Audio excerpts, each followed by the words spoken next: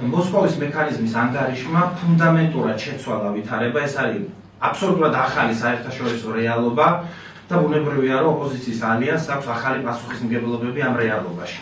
თუ აქამდე საერთაშორისო საზოგადოებისთვის ივანიშვილის რეჟიმი უბრალოდ არალეგიტიმური, დღეს ეს რეჟიმი არალეგიტიმურთან ერთად უკვე არის ბრალდებული რეჟიმი. ბიძინა ივანიშვილი არის საფრანგეთის მოქალაქე და ჩვენ ვიწყებთ ძალიან აქტიურ კომუნიკაციას საფრანგეთის საგამოძიებო სტრუქტურებთან, მათ შორის პროკურატურასთან, იმისთვის, რომ ივანიშვილის წინააღმდეგ გამოძიება სისტემური წამების, ხიმიური იარაღის გამოყენების ფაქტთან დაკავშირებით დაიწყოს ეროვნულ დონეზე, ცალკეულ ქვეყნებში, მათ შორის საფრანგეთში.